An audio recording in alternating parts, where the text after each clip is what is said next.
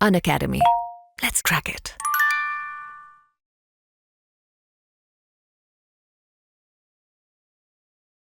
Hello, मेरा नाम है चंद्रहास।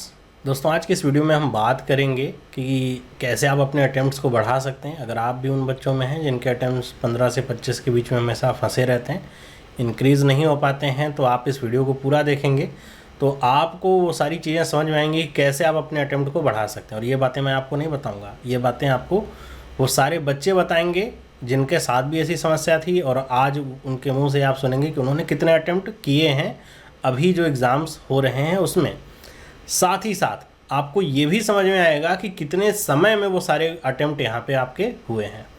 तो चलिए मैं आपको मिलवाता हूँ उन बच्चों से, और उन्हीं के माध्यम से हम समझने का प्रयास करते हैं कि ये जो चीज़ है कैसे पॉसिबल हो सकती है, अटेम्प्ट कैसे इंक्रीज़ हो सकते हैं। तो आप सभी लोगों का स्वागत है। आप लोगों ने SBI क्लर्क का एग्ज़ाम दिया हुआ है अभी, और आप सभी लोगों के एग्ज़ाम्स काफ़ी अच्छे हुए हैं, ऐसा आप लोगों के द्वारा मुझे बताया गया।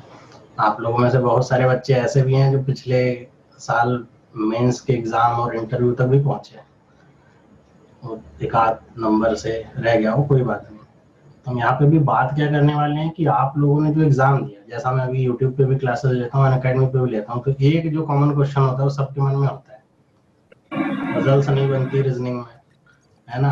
क्योंकि इतनी पजल्स आती हैं, अगर हम ज़्यादा अटेम्प्ट करना चाहें तो 2-3 मिनट में कैसे पजल्स बनेंगे। अभी कल भी क्लास ले रहा था तो एक बच्चा इसी में परेशान था, उसकी 3 मिनट में पजल्स नहीं बन रही हैं। तो सबसे पहले तो मैं आप सभी लोगों से एक-एक करके पूछूंगा कि आपने जो अभी SBI क्लर्क एग्जाम दिया प्रीलिम्स, उसमें कितना अटेम्प्ट किया आपने टोटल, उसके बाद रीजनिंग में कितना अटेम्प्ट किया आप लोग बताइएगा, और फिर उसके बाद हम आगे फर्दर डिस्कशन को आगे बढ़ाते हैं। तो मैं शुरुआत करता हूँ दीप से। दीप, आप बताइए कैसा रहा आपका एग्जाम? सर, मेरा इंग्लिश में 23 अटेम्प्ट रहा, मैथ्स में 27 किया और रीजनिंग में 34 किया। टोटल मेरा 84 अटेम्प्ट। नीरज, तुम्हारा कैसा रहा? सर, मैंने मैथ्स में 25 किया और इंग्लिश में 27 एंड रीजनिंग में 33 था, टोटल 85। अमन, आवाज आ रही है? जी सर। हाँ, आपको आ रही है सर आवाज मेरी? हाँ बताओ। जी हाँ जी सर। तो मेरा इंग्लिश में रहा 30 अटेम्प्ट और रीजनिंग में 35 किए। मैथ्स में सर मेरा अटेम्प्ट थोड़ा कम रहा, 23 के अराउंड रहा, 23। शिवानी? हाँ जी। हेलो सर, मेरा टोटल अटेम्प्ट 80 था। मैंने इंग्लिश में 22 किया था, मैथ्स में 24 किया था और रीजनिंग में 34 किया था। ओके। आशीष, आपका कैसा रहा? सर, मैंने टोटल अटेम्प्ट 90 किए थे, जिसमें इंग्लिश में मेरा 26 था और रीजनिंग में 33 था और मैथ्स में 31 था। Very good. तो रीजनिंग में आप लोगों के सभी के लगभग 33 या उससे ज़्यादा ही नंबर थे। अमनप्रीत के 35 पूरे ही सही थे। जनरली मैं कहता हूँ क्वेश्चन तब भी छोड़ दो, है ना, मीनिंगफुल वर्ड वाला, लेकिन अगर समझ में आ जाए तो भी कर लो, कोई बात नहीं। तो स्टार्ट करते हैं अमन से। तो अमन, मैं आपसे चाहूँगा आप अपने आप में अनम्यूट करें और फिर बताएं कि जो आपकी प्रिपरेशन रही, खास तौर पे रीजनिंग की, आपने पहले भी एग्जाम दिया, अभी भी एग्जाम दिया, आपने मेरे से भी पढ़ा, रेगुलर आप बच्चे रहे हो, तो आपको क्या डिफरेंस देखने को मिला इस दौरान? जी सर, SBI क्लर्क का तो ये मेरा फर्स्ट एग्जाम था। इससे पहले मैंने SBI के लिए अपीयर किया था। तो सर, आपसे पढ़ने के बाद काफी ज्यादा इम्प्रूवमेंट आया है मेरा। मतलब SBI PO में तो एक भी पजल नहीं मेरे से सोल्व हुआ था, लेकिन इस बार मैं सारे पजल करके आया। सारे पजल That's करके because- आए। जी सर। Very good. तो मैं आपसे ये भी जानना चाहूंगा कि ऐसा नहीं होता कि मैं या कोई भी टीचर आपको कोई शॉर्टकट बताए पजल का, किसी के पास नहीं है, वो टोटली डिपेंड करता है आपके ऊपर। तो आपने पहले जो मेहनत करी थी और बाद में जो मेहनत करी, उसमें क्या आपने ऐसा एक्स्ट्रा किया जिससे आपके पजल बन गए, जो आपने पहले एक भी नहीं किए थे सारे कर लिए? पजल्स के लिए सर आपका जो कोर्स था वो काफी हेल्पफुल रहा मेरे लिए। आपका पजल्स के लिए कोर्स था जी सर। ओके। तो उसमें आप लेवल काफी हाई रख के चलते हो पहले ही, जिससे एग्जाम में काफी हेल्प मिलती है। ओके, थैंक यू अमन। मैं आशीष से भी पूछना चाहूँगा। आशीष, अपने आप को अनम्यूट करें। तो यस सर। तो आशीष, जहाँ तक तुम्हारी बात है, तुमको मैं जानता हूँ, तुम पिछले साल भी 1-2 इंटरव्यू दे करके भी और मेंस भी तुमने काफ़ी दिए हैं। तो पहले की तुलना में अभी जो जैसे तुम्हारा पिछली बार भी रीजनिंग में 32 के अराउंड ही नंबर था, मतलब अटेम्प्ट के बाद तुम्हारे नंबर भी उतने ही थे, तो अभी जो आप देखते हो कि कई बार ऐसे बच्चे होते हैं जो पहली बार प्रिपरेशन करने जाते हैं, बैकग्राउंड में उनका कुछ नहीं रहता, ना तो कोई भाई बहन रहता उस फील्ड में, ना तो कोई रहता जो बता सके, तो आपने ऐसा कैसे किया कि मेंस एग्जाम्स भी आपके अच्छे निकले, उसके बाद प्रीलिम्स भी आप इतना बढ़िया कर रहे हो, क्या किया आपने? सर एक्चुअली जब स्टार्टिंग मैंने की थी तो लॉकडाउन जब लगा था लास्ट टाइम मार्च में, तो उसके बाद मैंने मई से स्टार्ट किया था लगभग अपनी प्रिपरेशन। फिर मैं उसके बाद में सबसे पहला एग्ज़ाम मेरा आरआरबी पीओ हुआ था, और वो बैंक का मेरा फर्स्ट एग्ज़ाम था। मैंने उसके पहले कोई भी बैंक एग्ज़ाम नहीं दिए थे, और उसके आई गेस मैंने शायद 2 महीने पहले ही आपको ज्वाइन किया था। मैं उसके पहले तक भटक रहा था इधर उधर। अच्छा, मैं 2 महीने पहले ही आपको ज्वाइन किया था, और फिर वहाँ से थोड़ी स्टेबिलिटी आना स्टार्ट हुई, और उसके बाद से लगा कि हाँ शॉर्टकट सीखने का कोई फ़ायदा नहीं है। और आप जिस तरह से मोटिवेट करते थे और जिस तरह से आप बताते थे कि पजल से भागना नहीं चाहिए, और मतलब क्वेश्चंस टफ हों तो उसको इग्नोर ना करो, क्योंकि एट लास्ट आपको मेंस में तो करना ही पड़ेगा वो चीज़। तो ये सब चीज़ें दिमाग में रहती थी, तो ये काफ़ी हेल्पफुल रहा और काफ़ी मोटिवेटेड रहता था इससे। तो आपके मतलब साथ में आने के बाद में ये सब चेंजेस आए। आशीष, नीरज, कैसे? नीरज अनम्यूट करो। हाँ नीरज। अच्छा, तो नीरज, जब तुमने क्लासेस की शुरुआत करी थी, मेरे को याद है तुम बड़े ही कंफ्यूज रहते थे और बहुत सारी चीजें तुमको कंफ्यूज करती थी सिलॉक्स वगैरह में भी, लेकिन सर फिर मैंने तुम्हारी शुरुआत क्या था परफॉर्मेंस बहुत ही अच्छी रही। तुमने एग्जाम पिछले साल पहली बार में ही क्रैक किया और इस बार भी तुम अच्छा अटेम्प्ट करके आए हो, तो क्या रहा उसके पीछे का रीजन? सर, पहले जब मैंने आईबीपीएस क्लर्क दिया था लास्ट टाइम, उसमें मेरे रीजनिंग में उतने अच्छे अटेम्प्ट नहीं थे, मेरे 25 के आसपास ही थे। तो फिर उसके बाद फिर मैंने प्रैक्टिस की आपसे, मैंने पहले पूरी बेसिक्स क्लियर की, उसके बाद फिर मैं प्रैक्टिस किया, आपकी क्लासेस भी प्रैक्टिस कोर्सेज था वो भी किया मैंने। तो उसके बाद अटेम्प्ट्स अच्छे होने लगे, मॉक्स में भी अच्छे होने लगे, उसके बाद फिर एग्जाम में भी अच्छा ही हुआ। ओके, शिवानी आपका क्या एक्सपीरियंस रहा? अनम्यूट करिए अपने आप को, बताइए कैसा लगा एग्जाम में। मैंने ये सुना कि आपने 20 मिनट से पहले एग्जाम पूरा कर लिया था। हाँ सर, मेरा जब मैं रीजनिंग शुरू की थी तो ऐसा होता है ना कि आपने बोला था कि कभी टाइमर मत देखना, तुमसे जो हो रहा है तुम बस उस पे ध्यान लगाना। और फिर पहले भी मैंने पेपर दिए है, लेकिन ऐसे कोई स्ट्रेटेजी नहीं थी कि रीजनिंग में पहले क्या करना है, पहले तुम्हें क्या करना चाहिए। फिर जैसे आपने बताया था कि नहीं तुम्हें ये करना है वो करना है, तो फिर मैं बस बिना टाइमर देखे शुरू हो गई।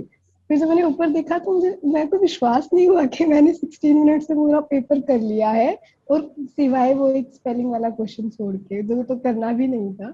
तो जब मैंने देखा कि 30 सारे क्वेश्चन हो गए, फिर मुझे लगा कि नहीं एक बार मैं तसल्ली कर लेती, तो मैंने दोबारा पूरा चेक किया कि नहीं कुछ छूट तो नहीं गया है। फिर मुझे बहुत खुशी हुई कि हाँ मैंने इतना अच्छा किया है। और फिर मैंने आपको जनवरी से फॉलो करना शुरू किया था इसी साल। फिर मैंने धीरे धीरे आपकी क्लासेस ली। तो आपने जो एक चीज हमेशा बोली है कि कंसिस्टेंसी बहुत ज्यादा इम्पोर्टेंट है पेपर के लिए, कि किसी भी तुम ये नहीं कि चलो आज मेरा मूड ठीक नहीं है तो मैं पजल नहीं करूंगा, क्योंकि ये एक बेसिक चीज है जो आपको आनी ही चाहिए। पहले होता था कि हाँ नहीं टाइम में पजल हो रही है, टाइम लग रहा है, लेकिन आपने बोला था कि नहीं बेटा बस करते जाओ करते जाओ, और फिर एट द लास्ट रियलाइज हुआ कि नहीं टाइम से पहले हो रही है चीजें। ये सब सिर्फ आपकी स्पेशल क्लास, अनअकैडमी की क्लासेस, सब कुछ इसका असर है पूरा। बाकी मॉक में प्रैक्टिस किया। Okay Shivani, thank you. Lisa, अपने आप को अनम्यूट करो। हाँ, तो जी सर। तुम तो एसएससी से आई थी, प्रिपरेशन कर रही थी एसएससी की, उसके बाद तुमने बैंक में स्विच किया हाँ पिछले सर। साल के लास्ट में। तो शुरुआत में तो लास्ट ईयर तुम्हारे लिए मैंने, काफी टफ रहा था, और एग्जाम तुमने पिछले हाँ साल भी शायद मेंस का दिया था, क्लर्क का, हाँ सर आईबीपीएस और इस क्लास। बार तुम्हारा भी वही हाल था कि तुमने भी 20 मिनट से पहले पेपर कर लिया। जी सर। तो कैसे रीजनिंग हुआ में ये? मेरा 3, हाँ मेरा एक्चुअली मैंने प्रिपरेशन स्टार्ट किया था लास्ट ईयर अगस्त से। तो फिर मैंने अनअकैडमी ज्वाइन किया, और मेरे एक फ्रेंड ने रिकमेंड किया कि आपके जो रीजनिंग के क्लास आते हैं वो करने के लिए। तो मैंने आपके क्लास को स्टार्टिंग से लेके बहुत ही मतलब रिलीजियसली फॉलो किया। बहुत कम ही हुआ कि मैंने आपके क्लास को मिस किया। तो पहले आपके बेसिक्स तब बैच आए थे तो वो मैंने कंप्लीट किया। उसके बाद जितने भी प्रैक्टिस सेशन आप लाए थे सारे मैंने किया। तो पहले तो मेरा पजल्स में बहुत ही मतलब इतना अच्छा नहीं होता था। मैंने लास्ट ईयर आरआरबी का एग्जाम्स दिए थे, वहां पर मेरे पजल्स बहुत ही स्टक हुए थे।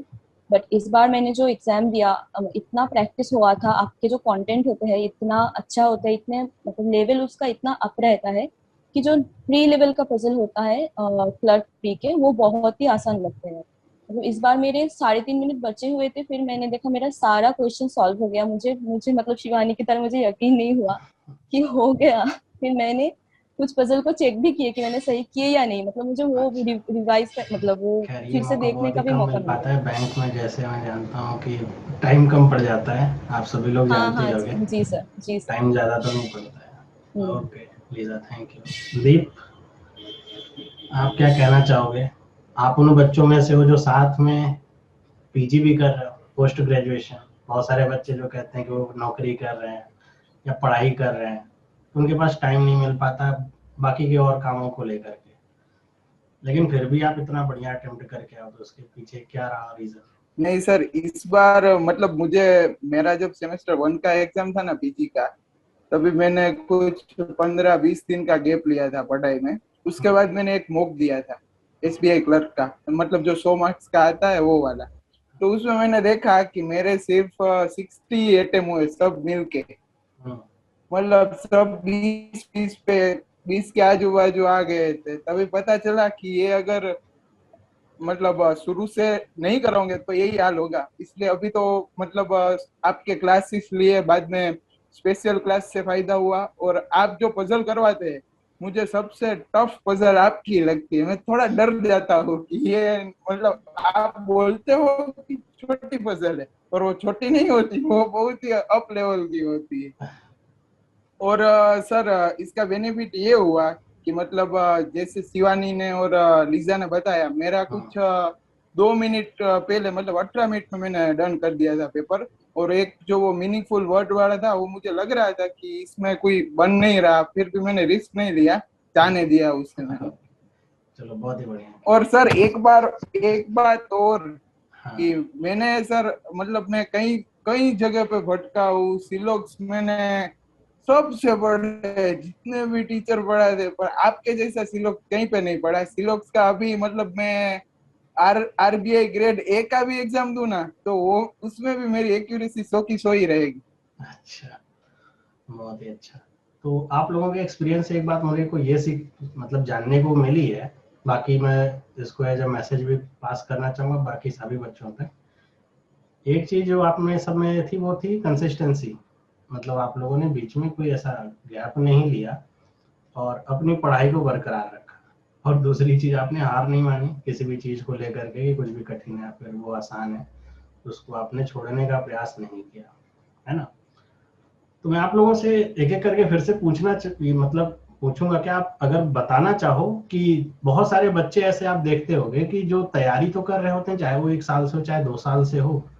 बहुत सारे बच्चे ऐसे थे जिनका प्रीलिम्स तक भी नहीं निकल पाता, और उसका एक मेन रीजन होता है रीजनिंग का सेक्शन, जो बहुत उनके लिए टफ हो जाता है कई सारे बच्चों के लिए। और मुझे उम्मीद है कि आप में से जितने बच्चे हो इस फेज से तो जरूर गुजरे होंगे जब आपने तैयारी की शुरुआत करी रही होगी, कि आप भी जब पहली बार ऐसे रीजनिंग को देखे रहे होगे 1-2 महीने तक, तो आपको भी हवा नहीं लगती होगी कि अब पजल इतनी जल्दी बनेंगे कैसे, और एग्जाम में इतने जो अटेम्प्ट होते हैं 30+ वो होंगे कैसे। लेकिन आपने अभी किया है, तो मैं चाहूंगा कि आप लोग भी अपने एक्सपीरियंस को शेयर करो, ताकि जो बच्चे अभी फंसे हुए हैं ऐसे चीजों में, वो आगे निकले इस तरीके को फॉलो करते हुए। चलो अमनप्रीत, तुम ही बताओ कैसा हुआ। जी सर, जब शुरुआत किया था मैंने तो पजल में से एक भी नहीं पहले बन तो ये रहा बताओ, था। जब शुरुआत किया था तो ये फेज तुमने फेस किया था कि नहीं? जी सर। ये जो रीजनिंग वाला जो एक फेज होता है कि ये जो पजल्स हैं और ये जो सिलॉक्स है कितना कंफ्यूजिंग है, इतने रूल्स और ये सब कैसे होगा, तो जी फेज तो सर। आपने किया ही होगा, तो इससे बाहर जी सर, कैसे बिल्कुल आए? बिल्कुल स्टार्टिंग में तो समझ ही नहीं आता है सर, पजल की लैंग्वेज ही समझ नहीं आती थी कि क्या कहना चाह रहा है ये पजल। और मतलब 2-2 लाइन के 3-3 लाइन के पजल जो होते हैं वो भी समझ में नहीं आते हैं स्टार्टिंग में, बिल्कुल। पर धीरे धीरे सर इम्प्रूवमेंट आती है अगर आप करते रहोगे। जैसे प्रैक्टिस के ऊपर है पजल पूरी तरह से। मतलब पहले कोई तो शॉर्टकट मतलब ऐसा नहीं पता चला तुम्हें पजल नहीं, का? नहीं सर, पजल के लिए कोई शॉर्टकट। अच्छा, हाँ मतलब जी सर, प्रैक्टिस बिल्कुल के साथ। स्टार्टिंग में जब मैं आपकी क्लास में आया था, आपको भी शायद याद होगा सर, मैं पूछ रहा था कोई शॉर्टकट बताओ सर पजल के लिए। मेरे को याद है। तो, हाँ जी सर, लेकिन आपने बोला था कि ये प्रैक्टिस के साथ होगा, तो धीरे धीरे जैसे स्टार्टिंग में मेरे को लग जाता है 15-20 मिनट एक प्री हाँ, लेवल का पजल बना के, लेकिन वो टाइम रिड्यूस होता गया। लगता था ना, और बहुत सारे बच्चों को ये लगता है शुरुआत में कि जैसे ही शुरुआत करें 1 महीने में वो 2 मिनट या 3 मिनट में पजल बना लेंगे। वो ये नहीं समझते शुरुआत में सबको समय लगता ही है। जी सर, लेकिन उसका शुरुआत में रिजल्ट समय भी आप लगता देखो कि ऐसे बच्चे भी हैं जो 15-20 मिनट में प्रीलिम्स बनाते थे, तो अभी 34 क्वेश्चन भी कर लेते हैं पूरे के पूरे। है। जी सर, मतलब ये डिपेंड कर रहा है प्रैक्टिस पे। हाँ जी सर। तो चलो आशीष, तुम इसमें कुछ पॉइंट ऐड करना चाहोगे? प्रैक्टिस तो समझ में आ गई, और क्या यस करना सर। सर मैं चाहिए? पजल को लेके एक चीज बताना चाहूंगा। पजल में, प्री के पजल में एक्चुअली लोगों को टाइम क्यों लगता है, हाँ, उसमें जैसे अगर स्टार्टिंग में जो कंडीशंस हैं अगर वो सारी लिंक्ड मिल जाती हैं फिर तो चलो बच्चों को टाइम नहीं लग रहा। हाँ, अब होता क्या है, अगर स्टार्टिंग में पजल के जो कंडीशंस हैं वो लिंक नहीं है तो वो लिखना स्टार्ट कर देते हैं कंडीशन, और उनको अगर बीच में कहीं स्टार्टिंग पॉइंट मिल भी जाता है तो वो उस चीज को अवेयरनेस से नहीं देखते हैं, वो उसको भी नोट कर लेते हैं अपने कंडीशंस में। फिर क्या होता है कि जहां कंडीशन सिर्फ 6-7 थी वो उसको 12-15 कंडीशंस बना डालते हैं हाँ, और फिर उसी में उलझ के रह जाते हैं। फिर वो स्टार्टिंग पॉइंट भी उसके पेपर में ही लिखा रहता है। बल्कि ऐसा करना चाहिए कि इतना अवेयरनेस रखे, प्रैक्टिस के साथ आएगी कि जैसे ही आपको बीच में कहीं स्टार्टिंग पॉइंट मिले या 2-3 चीजें लिंक मिले आप उसको तुरंत पुट कर दो अपने ऊपर जो भी स्ट्रक्चर बनाया है। वो अगर फ्लोर वाला पजल है या सर्कुलर अरेंजमेंट है उसको वहां पे आप तुरंत सेट कर दो उस चीज को, उसको आप फालतू में कंडीशंस में नोट मत करो क्योंकि फिर आपको एट लास्ट खोजना आपको ही पड़ेगा फिर बाद में, तो उसमें बहुत टाइम वेस्ट होता है। हाँ, ओके। शिवानी, कुछ ऐड करना चाहोगे इसमें रीजनिंग की तैयारी में, और क्या होता है? सर सिलॉक्स मेरा के तो बारे में एक ही है बताओ। कि पजल तो सही है, पजल तो समझ में आता है, जरा सिलॉक्स के बारे में बताओ। सिलॉक्स एक ऐसा टॉपिक है जो बहुत ही महायुद्ध करवाता है, यहाँ पर भी यूट्यूब पर भी। आप देखते हो कि कॉन्सेप्ट को लेकर के बहुत तरह के व्यूज रहते हैं, है ना? तो क्या ऐसा रहा? सर मतलब स्लोक्स का एक ही सीन था कि मतलब कोई भी कंसेप्ट याद नहीं कर सकते कि अच्छा हाँ, ऐसा था, ये था, ये नहीं हो सकता जब तक तुम हाँ, पढ़ोगे नहीं, समझोगे नहीं, नहीं कर सकते। और वो हर जगह प्री की तरह तो नहीं आते कि 2 स्टेटमेंट आया, 3 स्टेटमेंट आया, तो उसके लिए अंडरस्टैंडिंग रखना बहुत ज्यादा जरूरी है। ये भी आपकी क्लास में समझ आया था कि मतलब 1-2 स्टेटमेंट वाले क्वेश्चन से काम नहीं चलता। अगर तुम्हें नॉलेज नहीं होगी तो फिर नहीं पार बनेगी पूरी तरीके से। ये ओके, बहुत जरूरी था कि बेसिक्स स्ट्रॉन्ग होने चाहिए स्लॉक्स के। ओके। नीरज, सुन पा रहे हो मुझे? अनम्यूट करो। हाँ सर। तो मैं जैसे प्रैक्टिस क्लास लेता हूँ अनअकैडमी पे, स्पेशल क्लासेस भी लेता हूँ, प्रैक्टिस क्लासेस भी लेता हूँ, तो मैं अपने अनुभव से ये देखता हूँ कि जब भी कोई सिलॉक्स का क्वेश्चन आता है तो मैं और शिवानी में थोड़ा सा टक्कर रहती है कि तुम लोग बड़ी जल्दी कर लेते हो। मतलब विद इन 20 सेकंड या 30 सेकंड, वो कितना ही बड़ा, मेरे सिलॉक्स के क्वेश्चन भी 4 स्टेटमेंट वाले ही रहते हैं, नॉर्मल तो नहीं रहते। तो क्या आप बताना चाहो, तुम खुद भी शुरुआत में बहुत परेशान थे सिलॉक्स को लेकर, इसलिए मैं तुमसे पूछ रहा हूँ कि सिलॉजिज्म जैसी जो चीज होती है उसको कैसे पार पाए ऐसे बच्चे जिनको समझ नहीं आती? हाँ सर, शुरुआत में मैं परेशान तो था, और सिलॉक्स से थोड़ा कॉन्सेप्चुअल टॉपिक है तो थोड़ा परेशानी तो सबको होता है। और फिर बाद में मैंने आपसे पूरे बेसिक्स क्लियर कर लिए, तो आपने बहुत अच्छे से बताया था जिससे पूरा क्लियर हो गया। उसके बाद फिर मैं प्रैक्टिस करते गया, उसके बाद आपके क्लासेस से भी प्रैक्टिस होती थी बहुत, उसके बाद ऐसी तेज ओके। दीप, तुम क्या कहना चाहोगे? प्रैक्टिस से हो गया सर।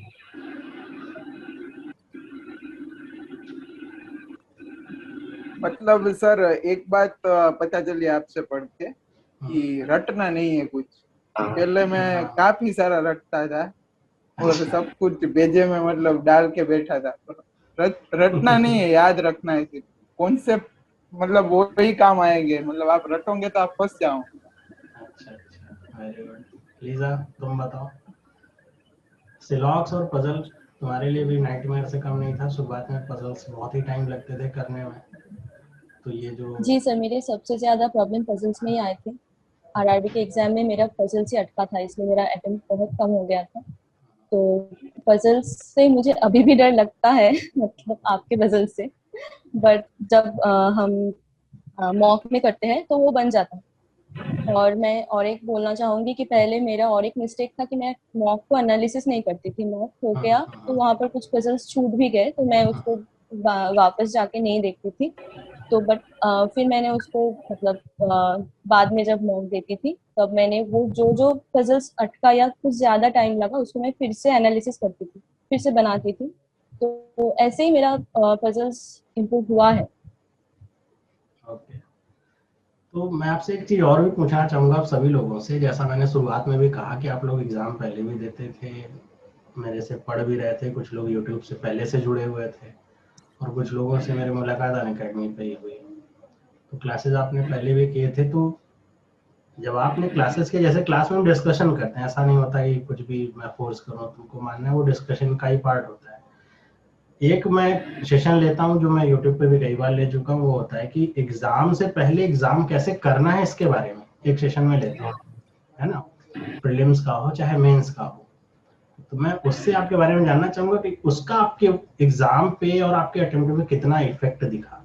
तो मैं शुरुआत करूंगा आशीष से। यस सर, आप एग्जाम के इस बार भी एसबीआई क्लर्क का जब एग्जाम था उसके शायद 1 या 2 दिन पहले आपने वो सेशन लिया था। उसमें आपने बताया था अनअकैडमी पे कि कैसे अटेम्प्ट करना है। और उसमें सबसे पहले तो लोगों को प्रॉब्लम थी कि सर टाइमर देख के नर्वसनेस होती है। जैसे ही टाइमर देखते हैं क्वेश्चंस अपने आप अटेम्प्ट्स कम होना स्टार्ट हो जाते हैं। तो आपने तो सबसे पहले यही बोला कि अगर आपकी प्रैक्टिस अच्छी है तो आपको टाइमर देखने की जरूरत नहीं है, आपका माइंड वैसे ही सेट हो जाता है। अगर आपकी कंसिस्टेंसी में हो, आप बहुत ही कंसिस्टेंट हो, तो माइंड आपका सेट रहता है, उतने ही मिनट में हो जाना है वो पेपर, टाइमर देखने की जरूरत नहीं है। और फिर उसके बाद में ये था कि पजल देख के मतलब घबराना नहीं है और मतलब उससे अटेम्प्ट करना है और स्टार्टिंग से स्पीड बना के रखनी है। आपने सबसे ज्यादा फोकस इस पे किया था कि अगर आपने स्पीड अगर स्टार्टिंग में ही थोड़ा लूज पड़ गए, थोड़ा धीमे पड़ गए, तो पूरा मतलब टाइम चला जाएगा आपका और कहीं 25-30 के आसपास ही अटेम्प्ट रह जाएंगे फिर। तो यही मैंने इस बार देखा, तो मैं स्टार्टिंग से मतलब स्पीड बना के रखा हुआ था और मतलब ये सबसे ज्यादा फायदा हुआ मुझे इस चीज का। ये हमेशा दिमाग में रहता है कि स्टार्टिंग से स्पीड बना के रखनी है। आपका ये तुम्हारा कैसा रहा? जो हमने शुरुआत में बात करी थी एग्जाम से 2 दिन पहले कि क्या अटेम्प्ट करना है और क्या अटेम्प्ट नहीं करना है शुरुआत में, उसका इफेक्ट क्या दिखा? सर मेरा तो, मैंने जब पहले पेपर देती थी तो मुझे नहीं पता रहता था कि क्या करना है। जो पेपर आएगा, पहला क्वेश्चन आएगा, हाँ शुरू हो जाना है। लेकिन इस बार जब मैं पेपर देने गई तो आपने बोला था कि नहीं बेटा पजल लास्ट में करनी है, ये सीक्वेंस होना चाहिए, ऐसे करना है। मेरा हमेशा से एक इशू था कि कहीं सर मेरा छूट गया तो मैंने थोड़ा धीरे कर दिया। तो फिर आपने बोला कि नहीं बेटा तुम्हें यही स्ट्रेटजीज मॉक में भी लगानी है। तो फिर मैंने, आपने वीडियो लिया था, एक सेशन लिया था आपने उसमें बताया था कि ये ऐसे ऐसे अटेम्प्ट करना है। मैं उस दिन के नेक्स्ट से सेम स्ट्रेटजी लगाने लगी अपने मॉक में। फिर जिस दिन मैं पेपर में गई तो मुझे कुछ अलग नहीं लगा, मैं वही की जो मैं रोज करती थी। इसलिए पेपर भी आसानी से हो गया और मुझे कहीं पे भी ये नहीं लगा कि मैं यहाँ थोड़ा अटक रही हूँ या फिर यहाँ मुझे थोड़ा नर्वसनेस हो रही है टाइमर को देख के। मुझे ऐसा बिल्कुल नहीं लगा रीजनिंग में। और सबसे इम्पोर्टेंट मैं कहना चाहूंगी कि ये सब जो आप स्पेशल क्लास लेते थे इवनिंग में, उसमें जो आप पूरा जो होता है ना कि हाँ टाइमर चल रहा है, आंसर विद इन सेकंड्स देना है, ये सिर्फ उसी की वजह से था कि स्पीड आ रही है तो उसी से आ रही है कि आंसर देना है और विद इन पोल में देना है, टाइम लिमिट में। स्ट्रेटजी का क्या इफेक्ट पड़ा आपके अटेम्प्ट पे? जी सर, आपके जैसे आपने बताया था लास्ट टू लास्ट सेशन में, लग रहा हो ऐसे हो नहीं। जी सर, तो जैसे लास्ट टू लास्ट सेशन में सर जैसे आपने बताया था कि टाइमर की तरफ बार बार नहीं देखना है। मैं भी सर यही गलती करता था कि टाइमर की तरफ देख के नर्वस हो जाते हैं, एकदम से आपकी हार्ट बीट एकदम से फास्ट हो जाती है और आप मतलब नहीं कर पाते, क्वेश्चन पाते हुए भी नहीं कर पाते। तो वो पॉइंट आपका काफी ज्यादा हेल्पफुल रहा सर एग्जाम के टाइम में। दूसरा सर, आपने जो मोटिवेशन दी थी मुझे एग्जाम से पहले कि घबराना नहीं है पेपर को देखकर, और ये अपने प्री डिटरमाइन होके नहीं जाना है कि आपको कितने क्वेश्चन करने हैं, एग्जाम की डिफिकल्टी लेवल को देखते हुए आपको अटेम्प्ट करना है। तो ये 2 पॉइंट्स काफी हेल्पफुल रहे मेरे लिए।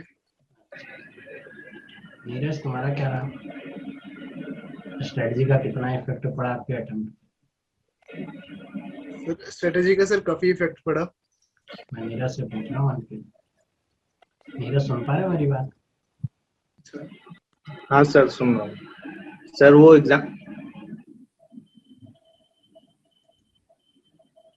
हेलो और नीरज सर, एग्जाम से पहले जो आप बताते हो कि सबसे पहले हमें पजल्स नहीं करना है, सबसे पहले छोटे छोटे क्वेश्चंस कर लेना, जैसे सिलॉक्स इनइक्वालिटी, उससे काफी हेल्प मिली थी। मैंने भी पहले 19 मिनट में ही पूरा कर लिया था रीजनिंग, बहुत ही अच्छा, लास्ट में पजल्स किए थे सर। बहुत ही अच्छा।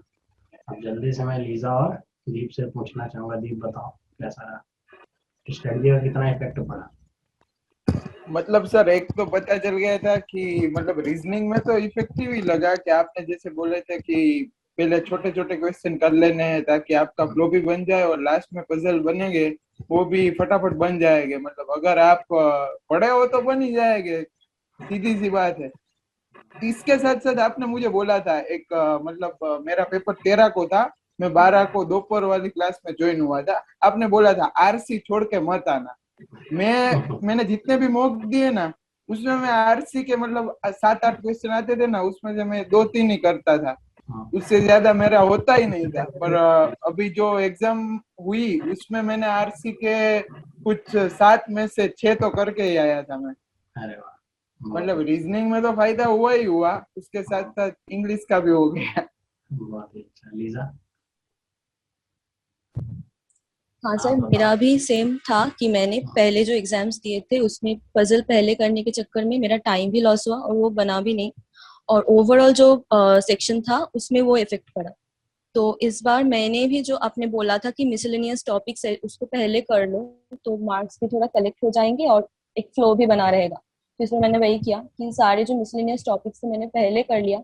फिर जब मैंने पजल किया तो ऑलरेडी मतलब दिमाग में कुछ आया ही नहीं। पहले भी मैं बहुत टाइमर देखती थी, बहुत नर्वस हो जाती थी कि चलो टाइम चला गया, टाइम चला गया। इस बार मैंने शायद एक बार भी मतलब रीजनिंग में एक बार भी नहीं देखा। जब मेरा खत्म हो गया तब मैं देखी थी कि मेरा टाइम बहुत बचा हुआ है। तो बहुत ही मुझे इफेक्ट मिला, आपने जो स्ट्रेटेजी बताया उससे बहुत ही हेल्प मिला। तो आप में से जितने बच्चे हैं मैं देख रहा हूँ कि ज्यादातर बच्चों के जो एग्जाम है रीजनिंग को 20 मिनट से पहले ही हो ज्यादातर का, कि मतलब ऐसा Yes, होता sir. बहुत ही रेयर है कि ज्यादातर लोग तो ये कहते हैं छूट गया, और आप लोग बता रहे हो कि आपका पहले ही हो गया और आपको रीचेक करने का भी टाइम मिल गया। ओके, बहुत ही अच्छा लगा आप लोगों से बात करके। आप लोगों का अभी तो अटेम्प्ट सब लोगों का 33 प्लस ही है। आप लोगों की जब रिजल्ट आएंगे तो उसको भी मैं शेयर करूंगा बच्चों से। और आप लोग मेरे ख्याल से सभी लोग अभी SBI मेंस की तैयारी में लगे हो, है ना? सभी लोग मेंस की तैयारी में लगे हो। मेरी तरफ से बहुत बहुत शुभकामनाएं। अच्छे से इसी तरह पढ़ते रहो कंसिस्टेंसी के साथ, बिना डरे हुए। और आप लोगों से मैं क्लासेस में मिलता हूँ तो फिर बाकी बातें वहीं पे होती हैं कि क्या पढ़ना है, कैसे पढ़ना है। तो आपने इस बातचीत के माध्यम से समझ लिया होगा कि जो आपके अटेम्प्ट हैं वो कम क्यों होते हैं। आपने बच्चों के माध्यम से भी सुना कि ऐसा नहीं कि सब बहुत अच्छे थे, कि शुरुआत से बहुत अच्छा परफॉर्म कर रहे थे। सबके साथ वही समस्या थी जो आज आपके साथ है, लेकिन आप वही समस्या को दूर कर सकते हैं। अगर मैं ब्रीफ में कहूँ तो आप अगर सही अप्रोच अपनाएं, कॉन्सेप्ट की सही समझ रखें, सही गाइडेंस अगर आपको मिलेगी क्या पढ़ना क्या नहीं पढ़ना है और कैसे पढ़ना है, तो आप अपने अटेम्प्ट को इंक्रीज़ कर सकते हैं। केवल एक सब्जेक्ट में नहीं, ओवरऑल अटेम्प्ट को भी आप इंक्रीज़ कर सकते हैं। तो अगर आपको ये बातें समझ में आई हैं और आप अगर मेरे से पढ़ना चाहते हो, मेरे से कनेक्ट होना चाहते हो, तो मैं इस समय क्लासेस ले रहा हूँ अनअकैडमी पे। अगर आप अनअकैडमी से पे जुड़ना चाहते हो तो आप उसका सब्सक्रिप्शन ले सकते हो। लिंक डिस्क्रिप्शन बॉक्स में दिया गया है, जहाँ पे आप मेरे माध्यम से जुड़ सकते हो और बहुत ही अच्छे से अपनी प्रिपरेशन को कर सकते हो, ताकि जो सिलेक्शन में लगने वाला जो समय है ना वो आपको कम से कम लगे और आप अपना ज़्यादा से ज़्यादा समय नौकरी में बिताएं। तो अगर आपको ये बातचीत अच्छी लगी है और आपको ये तरीके समझ में आए हैं तो आप इसको फॉलो करने का ज़रूर प्रयास करिएगा। आपको इसमें बहुत सारी चीज़ें देखने को मिलेंगी, छोटी छोटी गलतियाँ जो होती रहती हैं, अगर आप उनको सुधारेंगे तो आपके अंदर सुधार ज़रूर होगा। बाकी इस तरह की और वीडियोज़ के साथ मैं आपसे मिलता रहूँगा। तब तक के लिए सभी लोगों को बाय।